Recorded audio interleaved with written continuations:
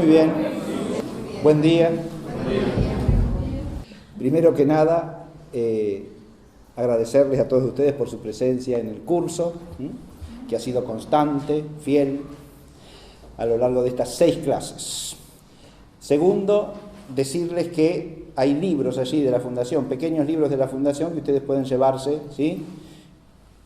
Pueden dejar una contribución según su parecer, si es que quieren también, ¿no? Pero allí tienen en esa mesita algunos títulos de la colección patrística de la Fundación y de otras colecciones también, títulos sueltos, de libritos de la Fundación. Muy bien. Con esta clase llegamos al final de este curso y el título de la clase está tomado de un libro escrito por un muy importante historiador francés, Jacques Herz. El libro se titula L'Histoire assassinée y lleva por subtítulo Les pièges de la mémoire, es decir, las trampas de la memoria.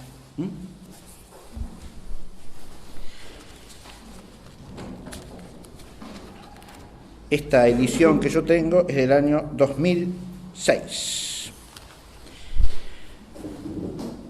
Este libro está escrito por un gran historiador francés del siglo XX que se dedicó fundamentalmente a los siglos XIV y XV, ya desde su juventud, empezando por la historia económica de ese periodo. Esa fue su primera obra importante, el estudio de las formas de producción durante los siglos que van del XIII al XV en Europa. Fue catedrático de Historia de la Edad Media en la Universidad de París durante más de 20 años. Y escribió numerosas obras, tiene muchos títulos, relativos ya sea a lo que se da en llamar la Edad Media, ya sea a temas particulares que tienen que ver con estos siglos que acabo de mencionar, o con temas vinculados a estos siglos de alguna manera. Yo a Jacques Herz lo he mencionado en otros cursos, en particular por otra obra suya, que es la que se titula La Edad Media, una impostura. Es una obra en la que él precisamente discute y rechaza la categoría Edad Media.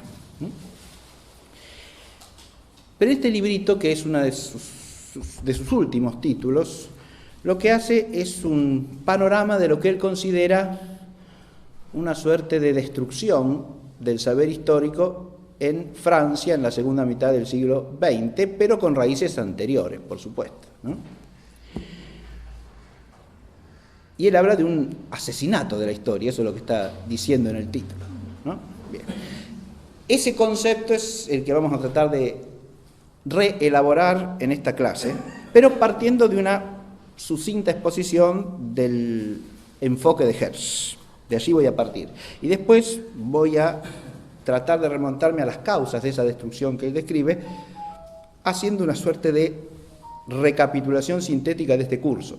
Porque evidentemente las causas de la destrucción tendrán que ver, contemplando la cuestión desde un punto de vista teórico, o con el desconocimiento de la esencia del saber histórico, o con la tergiversación de su objeto, o con la distorsión en el uso de las disciplinas auxiliares, o con el desprecio de la verdad histórica. De manera tal que ahí se combinan los temas que hemos tratado de presentar en este curso en relación con lo que sería el apartamiento de la inteligencia humana de las exigencias propias del saber histórico, las que le son constitutivas y las que le son propias porque se derivan necesariamente de su constitución intrínseca. El libro de Herz está estructurado en 5 capítulos que yo traté de reflejar en el esquema que tienen ustedes de la clase, donde plantea 5 problemáticas acerca de la historia asesinada. La primera de todas es la problemática de los testimonios en un capítulo que se llama Creer o no creer, ¿sí? En ese capítulo Jacques Herz empieza por hacer una distinción entre la historia y la tarea del historiador y la memoria. Es evidente que la memoria en un sentido antropológico tiene que ver profundamente con el saber histórico, pero lo que hace aquí Jacques Herz es deslindar el género literario de las memorias de lo que es auténticamente el saber histórico. Y en eso lleva razón, ¿no? ¿En qué sentido? Él habla de que pululan hoy día obras en las cuales determinadas personalidades ofrecen su testimonio o sus memorias acerca de las cosas en que ellos han participado, las cosas que les ha tocado vivir o protagonizar desde el punto de vista histórico del pasado, y que eso pasa sin más por historia, ¿no? Cuando en realidad, a lo sumo, podrán ser alguna fuente a tener en cuenta con todas las cautelas debidas y con todos los criterios, porque tiene que ser cribado un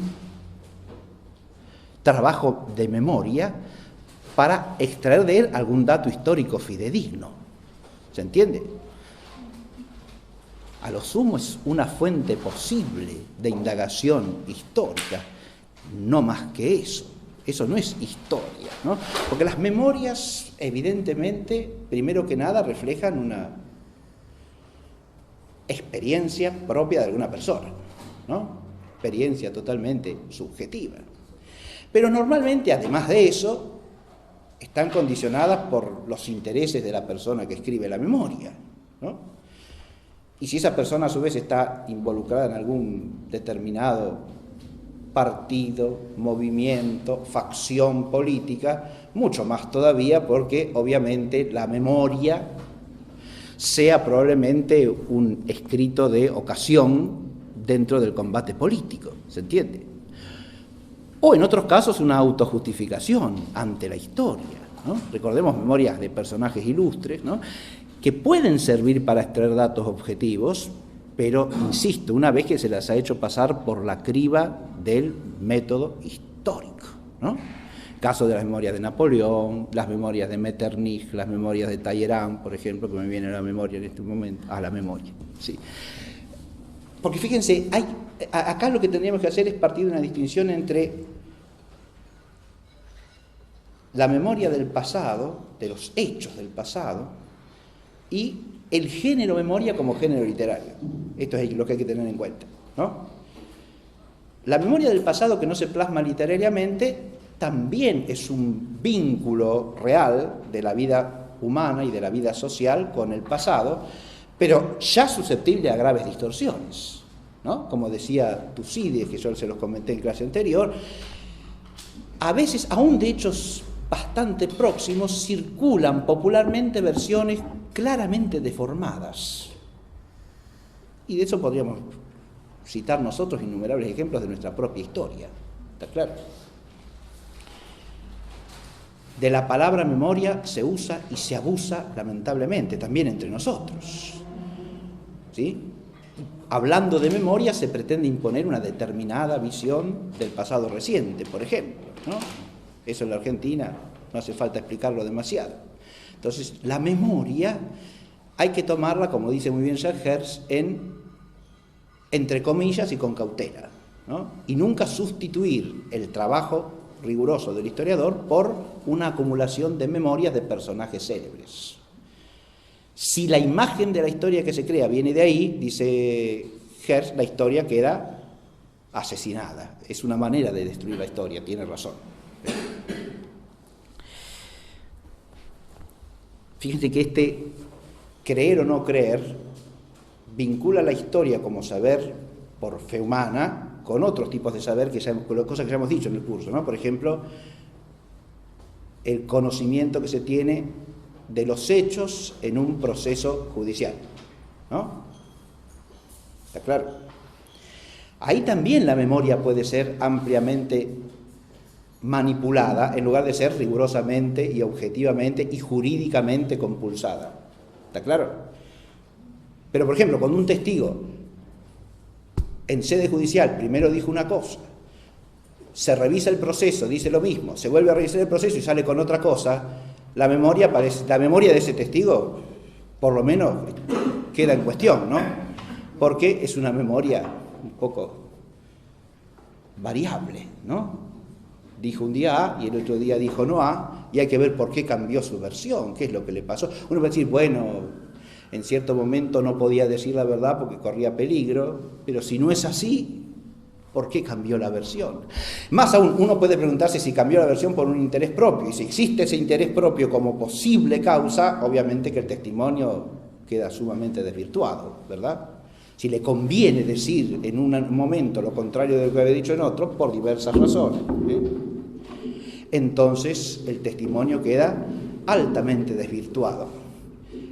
Por ejemplo, esto que estoy diciendo como un ejemplo bastante abstracto, se puede aplicar al caso de la muerte de Monseñor Angelelli en La Rioja, de la que hoy día se habla ampliamente. Un proceso penal que no existió como asesinato, porque en sede judicial se declaró que era una muerte accidental. Se revisa el proceso y se declara exactamente lo mismo. Ya cuando se lo revisa estamos en la época de la democracia, así que los jueces no son sospechosos de connivencia con la dictadura, ¿no? Pero después se hace una segunda revisión. Y esa segunda revisión dictamina que fue un asesinato y condena a 2 personas como responsables indirectos del asesinato. Fíjese, historiográficamente uno puede aceptar esa sentencia como si fuese un hecho histórico. Bueno, la sentencia es un hecho histórico, que los jueces dijeron eso, está claro. Pero uno puede tomar como hecho histórico lo que los jueces dicen que pasó. Mire, para eso uno tiene que examinar el proceso con criterios historiográficos. ¿Está claro? ¿En qué pruebas se basan? ¿Esos pueden ser argumentos suficientes para un historiador? En este caso, evidentemente no, porque las constancias probatorias son prácticamente las mismas en la segunda revisión que en la primera. Salvo algún testigo que cambia su testimonio, como dije, pero con alta sospecha de hacerlo por interés propio. De manera tal que fíjense ustedes que cómo eso puede hacer una verdad histórica. Difícilmente, ¿se entiende? Claro. Ahora, ahí el problema se complica porque si hay un proceso canónico que dice que como murió asesinado, y encima murió asesinado por odio a la fe, cosa que tampoco surge de ninguna documentación histórica, hay que tributarle el culto que se debe a los mártires. Imagínese usted que el asunto se complica para los que tenemos fe, ¿no? Porque advierta así que el proceso judicial y el proceso canónico son procesos que tienen constancia documental suficiente. O más bien aparece acá otra cosa. Fíjense que este caso lo podemos tomar en consideración con otro problema que plantea Hertz, que es el de la propaganda. Ese no llegué todavía, pero ya voy a llegar. Porque la historia está vista ahí objetivamente o está vista a través de cierta deformación propagandística del pasado. Esto es lo que importa entender acá. Adviértase, ¿no? Porque el tribunal que sentencia en la segunda revisión del proceso es un tribunal común, es un tribunal cualquiera o es un tribunal ideológicamente orientado e influido y políticamente manipulado. Hay derecho a preguntarse esto, por supuesto. Hay derecho de sobra porque es un tribunal que opera bajo determinadas directrices políticas. ¿Está claro? Lo mismo podría decirse del tribunal canónico si es que no opera regularmente. ¿Se entiende? Bien. Ahí hay un problema de si los procesos son válidos o son nulos, que es un problema estrictamente jurídico, ¿me entiende? Porque si van contra derecho, gravemente, un proceso judicial que va gravemente contra el derecho es un proceso nulo, ¿no? No es un proceso válido. No se puede proceder de cualquier manera, ni en un proceso civil, penal, en este caso, civil lo digo en el sentido de la autoridad civil, no en el sentido antiguo. Este es un proceso penal, ¿no? Ni en un proceso de la autoridad civil, ni en un proceso canónico se puede proceder de cualquier manera. Hay requisitos intrínsecos a la cuestión que no se pueden pasar por alto. Esto lo pongo como cuestión análoga a la del historiador. El historiador no puede proceder de cualquier manera, tiene que basarse en las constancias documentales de los hechos y procurar no ceder a la tentación de caer en una deformación unilateral de los hechos por determinado interés propagandístico. ¿Está claro? Cuando esto es manifiesto, el historiador lo primero que tiene que hacer es tomar distancia. Y cualquier inteligencia objetiva tiene que tomar distancia. Y perdón, ¿y nosotros los otros sí fueron asesinados, de eso no cabe la menor duda, ¿está claro?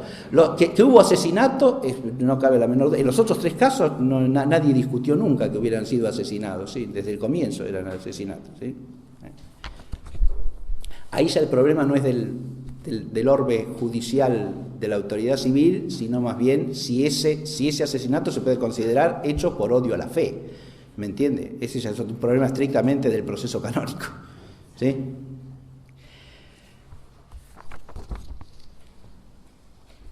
¿Qué creer o qué no creer? Fíjese, esto es importantísimo y es un problema que se nos plantea no solo desde el punto de vista del saber historiográfico riguroso, sino también desde el punto de vista de lo que nosotros como seres humanos, como ciudadanos, y en este caso, que el ejemplo que puse también como cristianos, estamos llamados a creer o no creer. ¿Está claro? Porque acá no se da obviamente, en el caso entramos en problemas que también tocan a la fe teologal, pero no directamente tampoco, Ojo, yo estoy planteando la cuestión objetiva de los hechos, porque si usted hace una declaración basada en un hecho y el hecho es dudoso, la declaración participa de la dudosidad del hecho, por lo menos. Hay otra problemática, que es la del segundo capítulo, la problemática de la degradación materialista de la historia. El capítulo empieza hablando de cómo en Francia a fines de los años 60, especialmente después de mayo de 68, las universidades de Francia suprimieron lo que llamaban facultades de letras y las suplieron, por decisión del gobierno, por facultades de ciencias humanas. Facultades de ciencias humanas. Y dice Hertz que paradójicamente nunca la historia se deshumanizó tanto como cuando empezó a enseñarse las facultades de ciencias humanas. Porque la visión de la historia que empezó a prevalecer allí es una visión básicamente materialista de la historia. Es decir, una visión centrada en, primero, determinismos materialistas. Determinismo geográfico, por ejemplo. Determinismo biológico. Determinismo sociológico. Las personas humanas aparecen como un accidente de determinaciones que les vienen de fuera y siempre desde alguna estructura material. ¿Está claro? Una de las formas más vulgares que él examina, sobre todo en Francia, de ese periodo, a partir de allí en adelante, es lo que se llama el tecnicismo. Explicar la historia por los avances técnicos. Los hechos históricos acontecieron porque se produjo tal evolución tecnológica y eso llevó a que se produjese el hecho, ¿no? Cuando en realidad, dice Hertz, si uno examina los hechos historiográficamente, advierte que esa innovación tecnológica, primero, no es condición suficiente del hecho, porque se dio en muchos lugares y el hecho que se pretende explicar se da solamente en determinado sitio. ¿Se entiende? Es decir, no basta que esté, es una cuestión elemental esto desde el punto de vista del razonamiento, ¿no? Si usted dice que una cosa es la causa de otra, producirá siempre el efecto, ¿no? Ahora, si la innovación tecnológica se da en A, se da en B, se da en C, y el hecho histórico que usted explicar solamente se da en C, no puede decir que eso sea la causa suficiente del hecho. ¿Está claro? Pero además, en muchos casos, esa innovación tecnológica, lejos de ser una causa, es una consecuencia del hecho. Es decir, es el hecho, el desarrollo del hecho, el que reclama que se produzca cierto desarrollo técnico. Él pone varios ejemplos, yo he mencionado 2 solamente, de este tecnologismo historiográfico. Uno es el de los progresos de las naves y de las técnicas de navegación como causa de los viajes de descubrimiento, por ejemplo. ¿Sí? Él explica que no existe documentación histórica alguna que pruebe semejante cosa. Algunas de las presuntas innovaciones técnicas ya existían desde 2 o 3 siglos antes y no habían ocasionado efecto alguno. Otras, de hecho, no existieron en ese contexto. Por ejemplo, el desarrollo de cierto tipo de navíos. Él habla de que muchas de las exploraciones se hicieron con los mismos navíos que se usaban en el Mediterráneo en el siglo XV, por ejemplo, el siglo XIV inclusive, y sin ninguna diferencia fundamental. No es cierto que haya una revolución tecnológica de por medio, ¿no?, que es la que impulsa la historia en determinada dirección. ¿Se entiende? Ese sería el determinismo tecnologista. Otro caso curioso que él explica es el del arte ojival, o sea, lo que suele llamarse gótico, ¿no? Porque, según algunos historiadores del arte que aplican este criterio, el arte gótico no es más que el efecto de cierto proceso de progreso tecnológico. O sea, ¿qué es lo que causa esa transformación de las formas arquitectónicas? Simplemente el progreso de la técnica constructiva que posibilita hacer eso. ¿Se entiende? No es más que un alarde de técnica. Surge el estilo porque la técnica lleva hacia allí. Fíjense que eso le quita toda significatividad profunda, todo vínculo con lo espiritual, ¿no?, todo sentido a la forma arquitectónica, que sería nada más que el efecto de un proceso de manejo de los medios por la técnica, ¿no? Todo surge de la materia, ¿sí?, y de la posibilidad de trabajarla de una manera o de otra. Además del determinismo geográfico que menciona al comienzo, está el tecnológico, el economicista, por supuesto, que ampliamente circula en todas las escuelas de origen marxista o neomarxista, como la escuela de los anales que él menciona expresamente en ese capítulo, y de la que partió en él en su formación, Es decir, él originalmente pertenece de alguna manera a esa escuela por formación original, pero progresivamente se fue alejando en virtud de su espíritu crítico y profundamente razonante. El economicismo eso es hoy día pulula, tiene efecto hoy día más allá del ambiente universitario porque está presente en los manuales que se usan en la escuela secundaria, ¿está claro? Permanentemente. Si se estudia algo de historia, todos son procesos económicos. El otro día Mario me decía que está preparando un tema para unas Olimpiadas de Historia, que el tema que le tocó es la crisis del 29. Cuando se estudia la crisis del 29 es un hecho puramente económico que a su vez explica por qué después de la Primera Guerra Mundial vino la Segunda. ¿Se da cuenta? Usted sabe lo que fue la crisis del 29, sabe, entre comillas, desde el punto de vista económico, entonces ya tiene la clave para explicar la historia del siglo XX. ¿Se da cuenta? Como si no hubiese otros factores en juego ahí, ¿no? Fíjense, factores espirituales de envergadura enorme ahí en juego en la historia de Europa en la primera mitad del siglo XX, para explicar sus movimientos políticos, los conflictos políticos, los conflictos entre naciones, que nada tienen que ver con la crisis del 29, ¿está claro? Como crisis del capitalismo avanzado,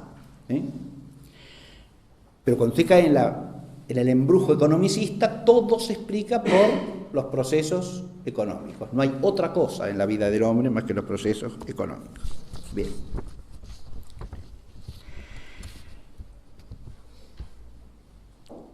Luego, en el tercer capítulo, pasa la problemática de la propaganda, la escuela y la república. Así empieza él. Él empieza por la Tercera República, Jules Ferry y la obsesión por convertir a la escuela en un instrumento, ¿para qué? Para que los niños y los jóvenes adquieran un conocimiento de la historia de Francia y de la historia de la humanidad, de la historia universal, acorde al progreso de la civilización. Ahí ya tiene usted el elemento propaganda en la raíz, ¿no? Es una visión de la historia, ¿no?, de Francia y de la humanidad acorde al progreso de la civilización. Y por supuesto, los gobiernos sucesivos de la Tercera República establecerán en qué consiste el progreso de la civilización. Y cómo tiene que entender usted la historia de la humanidad hasta ese momento y la historia de Francia hasta ese momento para ser un hombre verdaderamente civilizado. ¿Sí? Acá aparecen muchos temas propagandísticos, ¿no?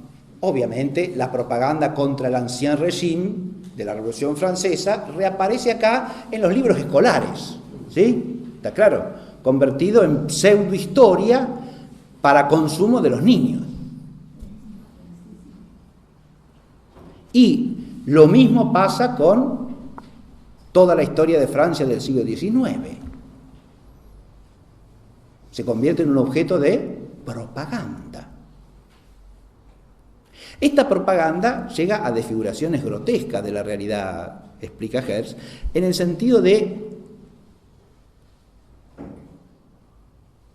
por ejemplo, las deformaciones, él menciona el caso de la deformación de perspectiva en virtud de un nacionalismo que ve defectos solamente en otros pueblos, pero nunca en la propia nación. Por ejemplo, cuando se habla en los libros de historia actuales, dice en Francia de genocidios. Los genocidios son siempre cometidos por otros, nunca por nosotros. Dice que la Revolución Francesa con eso no tiene nada que ver, nunca, ¿no? Aunque haya sido en gran medida la inventora de eso, ¿está claro? Él cita a ese aspecto los trabajos de Jean de Viguerie, ¿no? En relación con el estudio del siglo XVIII, otro gran historiador francés, ¿no? Al que aprovecho para rendirle homenaje en este curso. Jean de Viguerie tiene una obra que está dedicada al estudio del iluminismo en el siglo XVIII, un diccionario enciclopédico de la Ilustración en el siglo XVIII.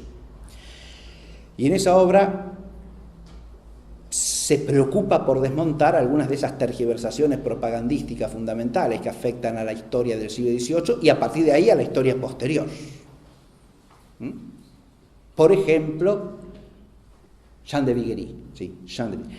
Por ejemplo, presentar a los autores ilustrados fundamentales como grandes defensores de la tolerancia, enemigos de la esclavitud, ¿no?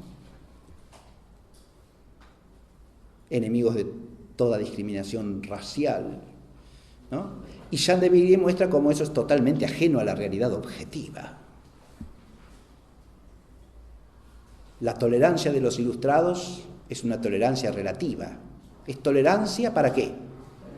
Para sus ideologías, pero es absoluto desprecio, cerrazón y odio para con la verdad cristiana. Ahí ya no hay tolerancia, ¿está claro? El propio Voltaire, cuando se trata del catolicismo en Inglaterra, que en ese momento está legalmente prohibido, dice que eso es absolutamente correcto, porque es una exigencia de la monarquía inglesa, es una cuestión civil, patriótica, está muy bien. Ahí no hay cuestión de tolerancia, ¿está claro? Lo que hay que tolerar son las ideas anticristianas, eso es lo que hay que tolerar. No, la tolerancia siempre tiene límites, miren, en cualquier democracia hay límites a la tolerancia, ¿no?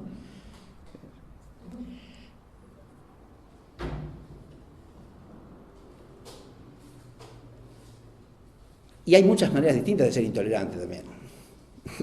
La intolerancia se manifiesta de muy diversas maneras, ¿no? A veces con persecuciones violentas, que en la Revolución Francesa también se dan, por supuesto, ¿no? Y homicidas en gran escala, ¿no? Como la persecución de la Vendée, ¿no? Y la persecución en general contra la aristocracia y el clero de Francia durante toda la Revolución. Bien.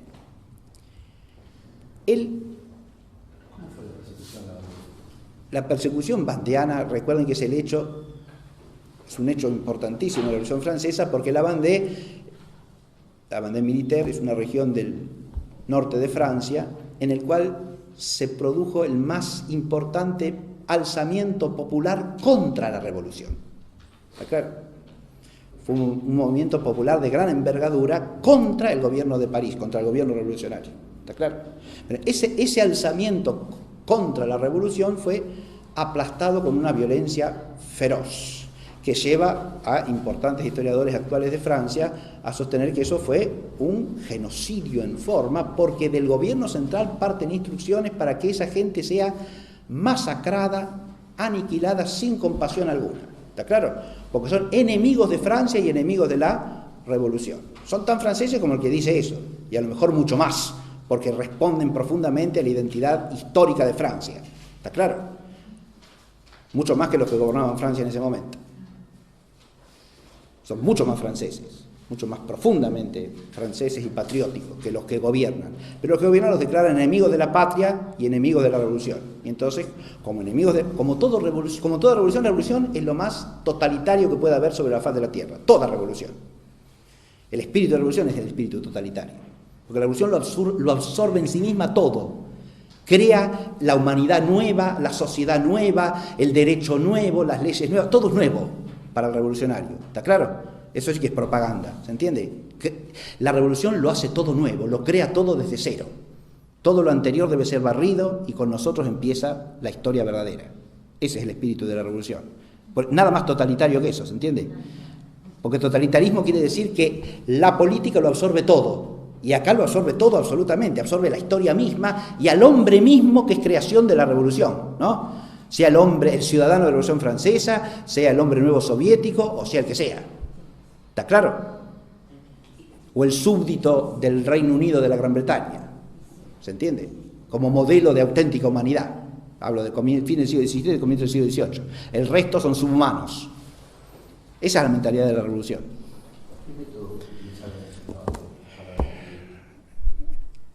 Acá Santiago me pregunta qué método utilizaron. Y utilizan diversas formas de ¿qué dice? De homicidio. Sí, pero es, mire, sobre eso hay... una sola cosa voy a decir sobre eso. Es curioso que algunas de las cosas que suelen decirse propagandísticamente de los homicidios perpetrados por los nazis se diesen históricamente ahí en la Vendée, ¿no? Por ejemplo, ese tema de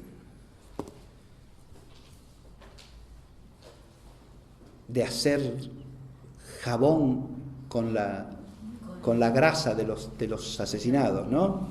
Eso aparece como un proyecto precisamente en relación con la represión en la Vendée, ¿no? Porque es una manera de hacer economía para el Estado, ¿se da cuenta? Bien. Pero eso es propio de una mentalidad que convierte al hombre ¿en qué? En una cosa, y si es una construcción de la revolución es una cosa, que depende para existir de la revolución, ¿se entiende o no? Entonces la revolución tiene derecho de juzgar si debe existir o no, y hasta dónde. Pero todas estas cosas quedan desfiguradas si uno lo ve, dice Hertz, desde la idea de que la revolución es toda la ilustración es nada más que humanitarismo, son los amigos del hombre, los enemigos de todos los males que ha habido en la historia, y eso no es así, ¿está claro? El hecho es que no es así. Te va a sus textos, va a sus obras, y no es así. Va a sus actitudes concretas en la realidad histórica de Francia, y no es así. ¿Está claro?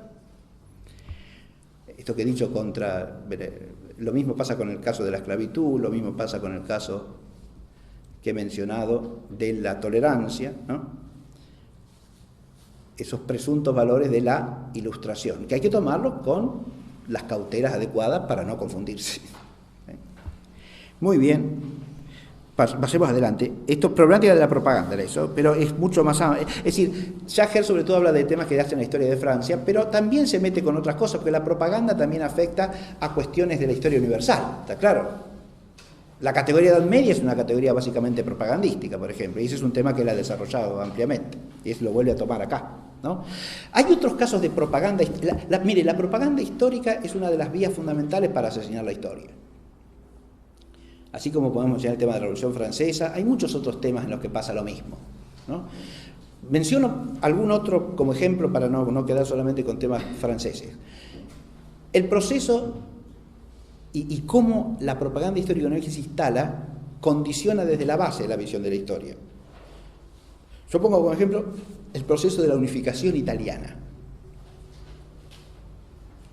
La unificación italiana que se produce se culmina en el año 1870, cuando entran en Roma las tropas enviadas por el Reino del Piamonte, ¿no?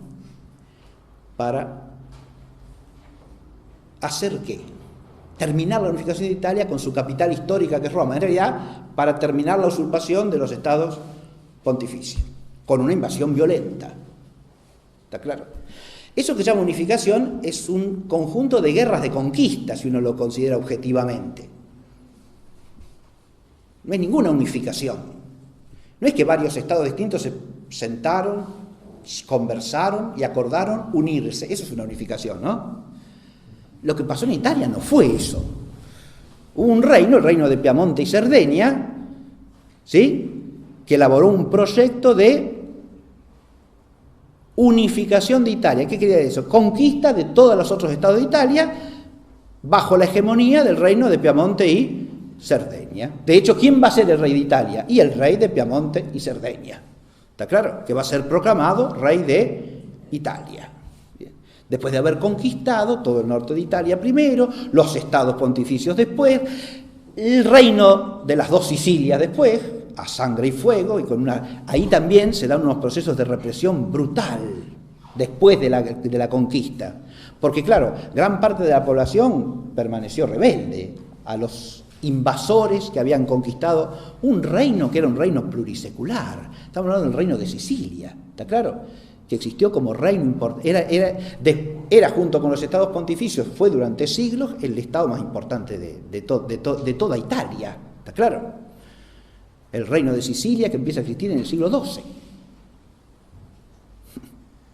Ese reino que tiene una historia riquísima desde todo punto de vista, cultural, religioso, político y jurídico, tiene instituciones jurídicas propias desde el siglo XIII, con las constituciones amalfitanas del rey Federico II, que era también rey de Germania y emperador, ¿no? Tiene una historia extraordinaria desde todo punto de vista. Basta recordar, por ejemplo, que Santo Tomás de Aquino nace en el reino de Sicilia, ¿sí?, en el reino de Nápoles, ¿no? Es un súbdito de esa monarquía, para mencionar un personaje ilustre que tiene que ver con el reino de Nápoles, ¿no?, en el siglo XIII. Bien. Entonces, fíjense ustedes que es un reino que tiene una identidad propia. A partir de ese momento, ¿qué pasa a ser? Un apéndice subyugado al poder del reino de Piamonte y Cerdeña, que lo primero que hace como autoridad es desmontar todas las fuentes de riqueza concreta de ese reino, empezando por los astilleros de Nápoles, por ejemplo, porque era la manera de tener toda esa región subordinada a el norte. Es decir, de ahí viene la oposición norte-sur que existe hoy en Italia, el sur pobre y el norte rico. Eso no es una historia larga, es una historia cortita. Y es una historia producida y fabricada adrede.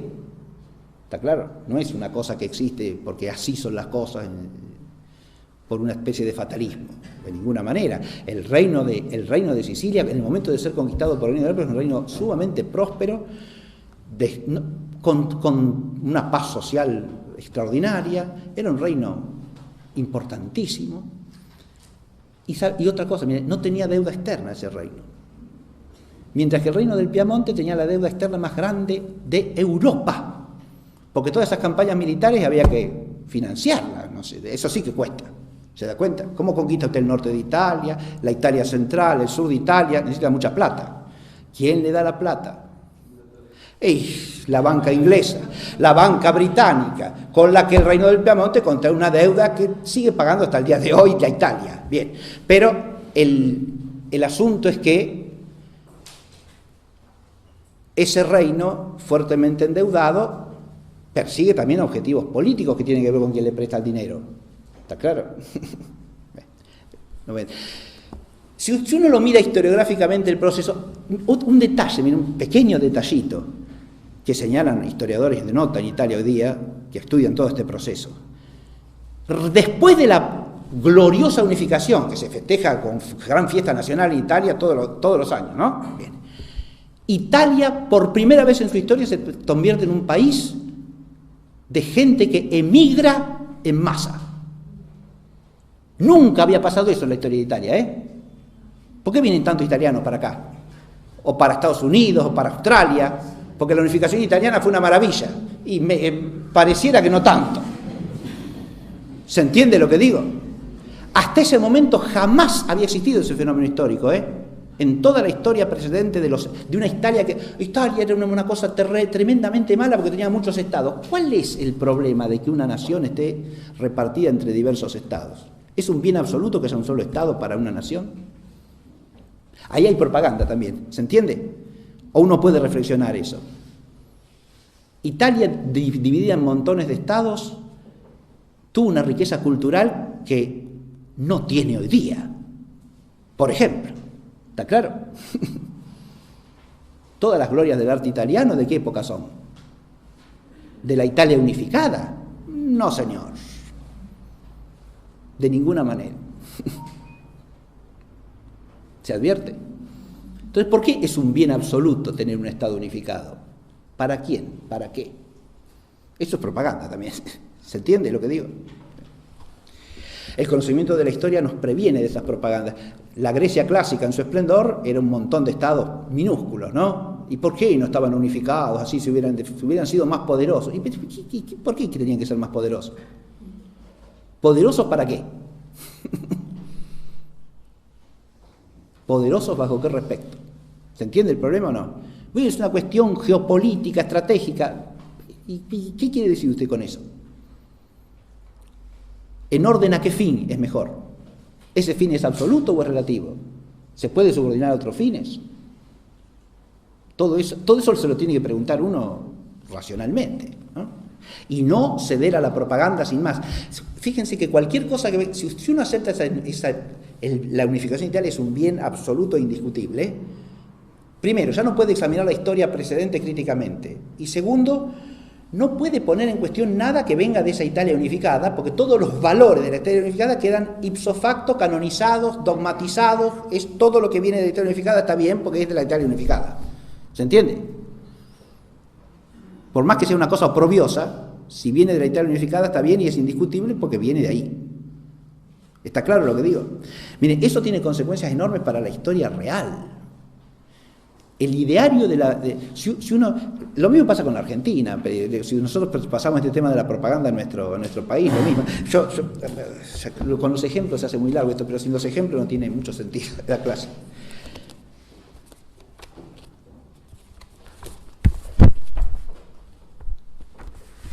Si ustedes toman la historia de la historia de la Argentina tiene por lo menos la honra de ser una historiografía en la cual hay visiones discordantes, ¿no?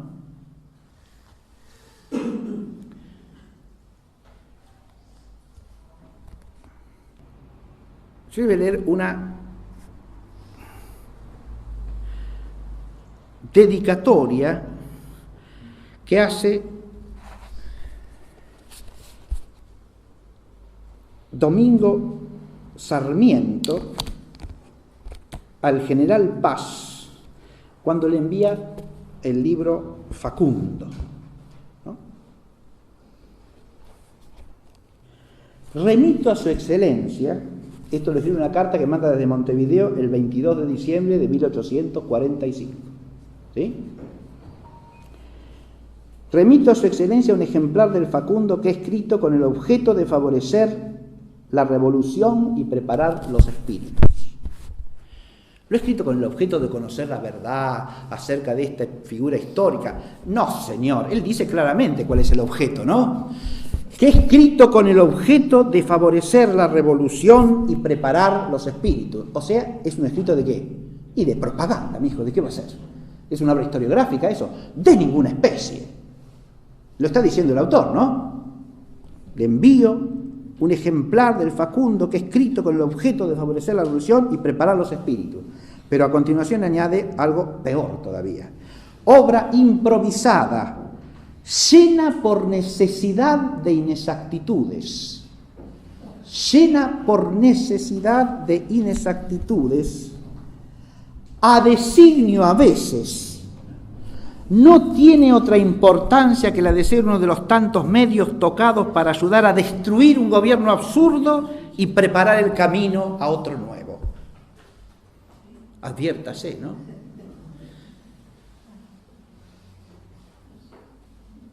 A confesión de parte, relevo de prueba, ¿verdad?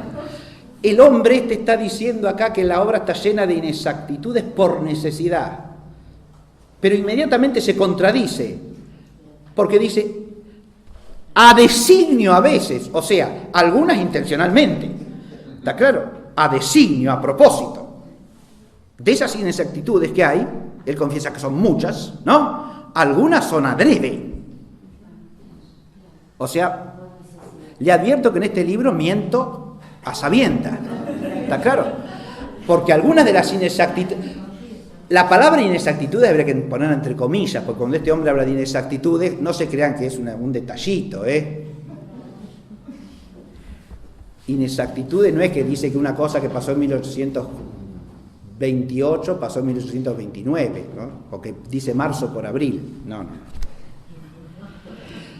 Inexactitudes son deformaciones gruesas de la realidad, no son detallitos, Inexactitudes, pero lo más pavoroso de esto es que algunas son a designio. ¿Está claro? O sea, a propósito. Puede decir, bueno, un historiador honesto puede decir, a lo mejor se me escapó alguna inexactitud. Decir que hay inexactitudes y más por necesidad, como dice, hijo. Si usted necesariamente es inexacto, absténgase de publicarlo hasta que pueda ser un poco más exacto, ¿no? Dese un poco más de tiempo y cuando haya logrado un poco más de exactitud, pero de entrada dice para qué lo publica o no. No para que se sepa cuál es la historia. Ahora, si usted toma eso como fuente para interpretar y entender la historia argentina, ¿qué está haciendo? Hacer el juego una propaganda que a sí misma se declara mendaz. ¿Está claro? Se confiesa mentirosa. Además no importa mentir, ¿por qué?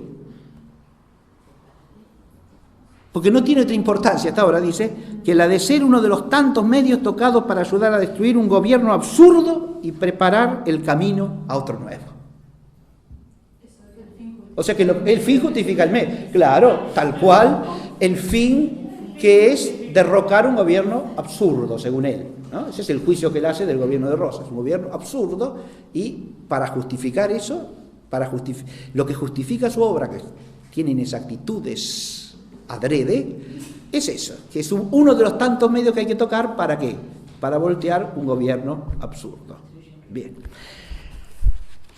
Esto es como el asunto de la memoria de entrada, es decir, uno no puede pasar por alto los trasfondos que existen en una obra que pretende hacer alusión a la historia, ¿no? Como es esta. Una presentación de la biografía de Facundo Quiroga. ¿Qué clase de biografía es esta? Es una propaganda, eso es lo que es, ¿se entiende? Y una propaganda que además tiene otro trasfondo, además de este pragmatismo feroz, ¿no? Hay otro trasfondo que es la concepción que tiene de la historia, que aflora por todas partes, ¿no? La concepción general que tiene de la historia. Hubieras explicado el misterio de la lucha obstinada que despedaza aquella república. Hubiéranse clasificado distintamente los elementos contrarios e invencibles que se chocan. Hubiéranse asignado su parte a la configuración del terreno y a los hábitos que ella engendra. Ahí está un determinismo geográfico, que era una de las cosas que tenía metidas en la cabeza, ¿sí? Hubiéranse asignado su parte a la configuración del terreno y a los hábitos que ella engendra. Esa comparación de la pampa que hace con los desiertos árabes, entonces los gauchos son como los árabes, etc. Su parte a las tradiciones españolas y a la conciencia nacional inicua, plebeya, que han dejado la Inquisición y el absolutismo hispano. ¿Está claro? Esto que es otra cosa que propaganda ideológica, deformante de la visión general de la historia. ¿Se entiende? Su parte a la influencia de las ideas opuestas que han trastornado el mundo político. Las que tiene en la cabeza son estas. Su parte a la barbarie indígena, su parte a la civilización europea, que obviamente no tiene nada que ver con España, ¿no? Y con la Inquisición española. La civilización europea es otra cosa, ¿no?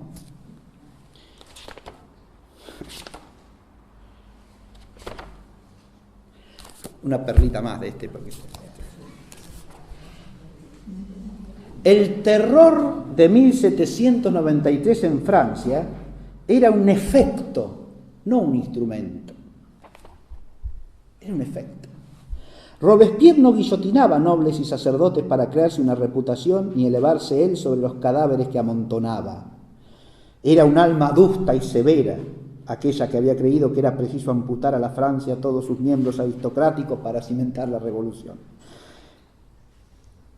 Así que la barbarie la hace un francés es una cosa elegantísima, adusta y severa, ¿se da cuenta? Porque un francés no puede ser bárbaro. No, claro. No.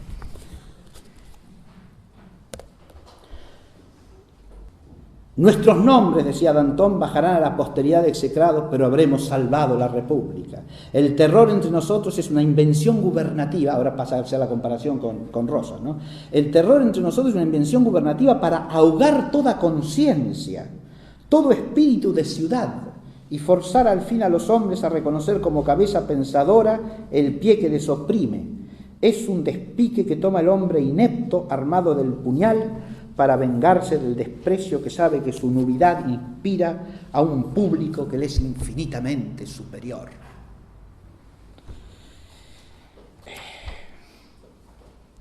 Leo brevemente el comentario que estos textos los estoy tomando de una obra magnífica, monumental, que es La vida política de Juan Manuel de Rosas, de Julio Irasusta, ¿sí? Este es el tomo 7 de 8 volúmenes, ¿sí? Es una obra con una documentación. Este es un ejemplo de labor historiográfica, ¿ven? Porque todo lo que dice está ampliamente documentado y con documentos que nos permiten conocer la mentalidad de los protagonistas de los hechos. ¿Está claro? Los deja hablar a ellos para que los conozcamos.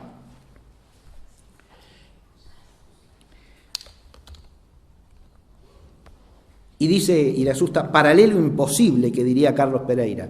Únicamente el afán de infamar sistemáticamente al gobernante argentino pudo impulsar a Sarmiento a comparar la fugaz carrera del sanguinario tirano francés con la de su aborrecido compatriota, quien actuaba hacía 25 años en la política de su país con una prudencia, un aplomo, un desinterés incomparables.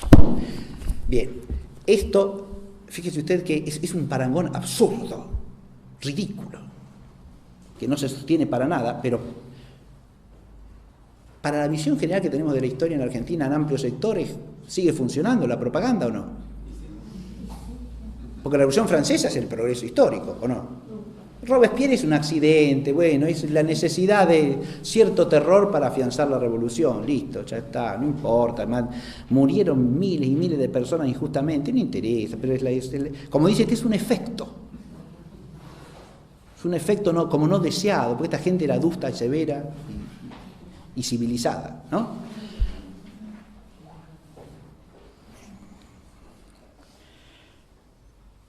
¿Qué va a ser? Bien, sigamos porque si no, no termino con el esquemita y quiero terminarlo. Problema de la formación del ciudadano, historia y manipulación de la conciencia política. Bueno, esto está profundamente, el cuarto capítulo está profundamente ligado al anterior, ¿está claro? Pero el libro se llama Vida política de Juan Manuel de Rosas, de Julio Irasusta. No, Vida política de Juan Manuel de Rosas, de Julio Irasusta.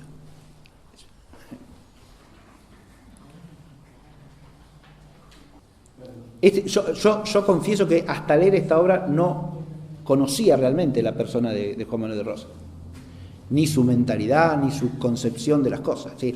En esta obra aparece con una profundidad y con una nitidez que creo que no aparece en ninguna otra. Uno puede conocer realmente la realidad histórica de la persona, ¿no?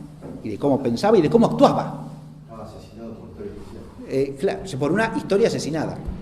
Por una historia asesinada. La historia asesinada, fíjense, implica el asesinato de mucha gente en la memoria histórica, ¿sí? O la distorsión de la memoria histórica. Eso es, claro que sí.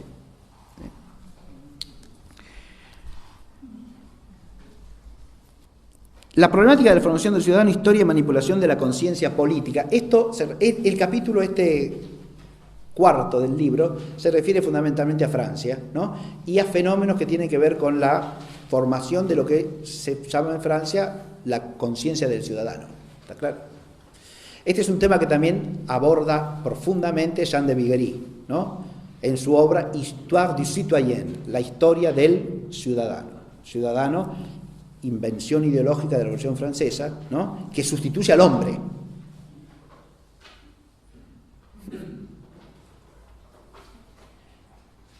El hombre real y auténtico es el ciudadano.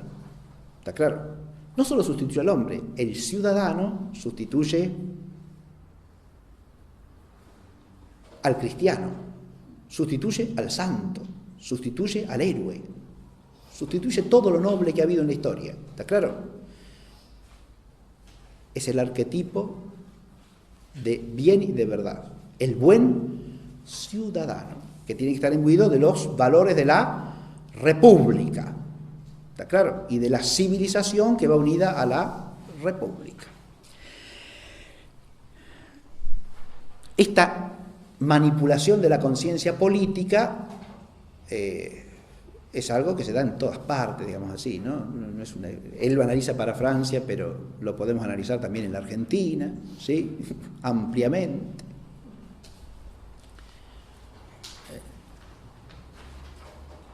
Nosotros, por ejemplo, desde hace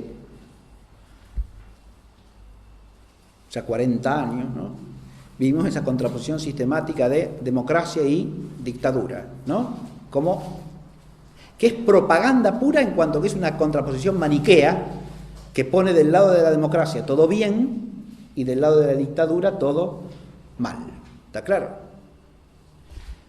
Eso, si uno mira desde ahí la historia argentina no se entiende, queda totalmente deformada, desfigurada, corrompida, asesinada.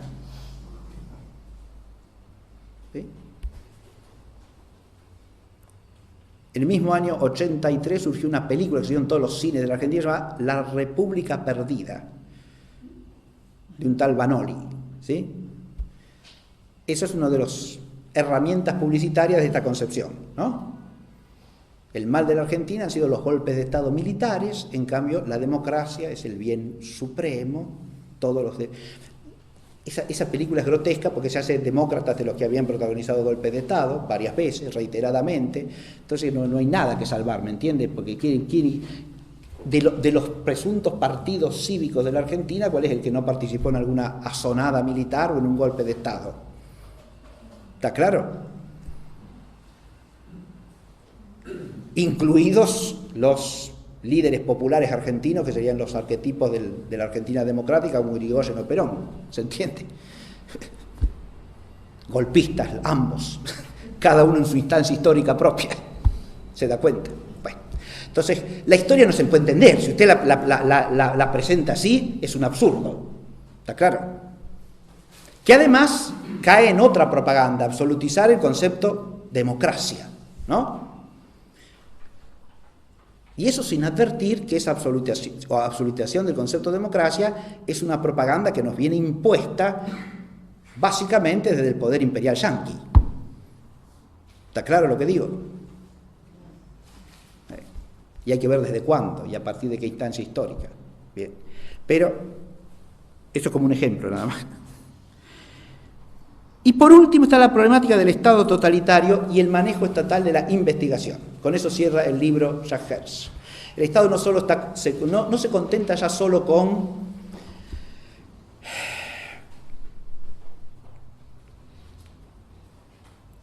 hacer propaganda para presentar la historia según le conviene, no se contenta tan solo con imbuir en la enseñanza escolar unos valores de la ciudadanía que deforman la visión de la historia, sino que además tiene controlado todas las instituciones universitarias. Bueno, eso en Francia es así rigurosamente, ¿está claro?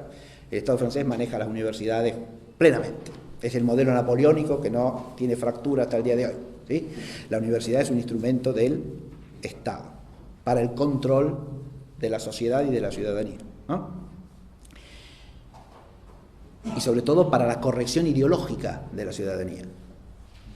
Por eso las universidades reúnen a la intelectualidad, que es la policía ideológica del Estado. ¿Está claro?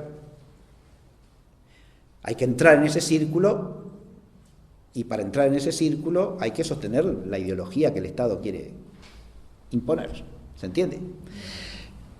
no solo se refiere a esto, Jagger, sino también a la manipulación de las investigaciones históricas, a través de diversos mecanismos, ¿sí? En Francia existe el Consejo Nacional de Investigaciones Científicas, ¿sí? En las universidades existen sistemas para establecer qué se ha de investigar y cómo, ¿sí? Para aprobar los proyectos de investigación o desaprobarlos. Todo eso está, en lo que dice Jagger aquí, es que todo eso está claramente manipulado y orientado hacia una total desvirtuación de la historia, ¿sí? Lo que se está promoviendo hoy día, Jagger esto lo escribe ya a fines del siglo XX, principios del XXI, ¿no?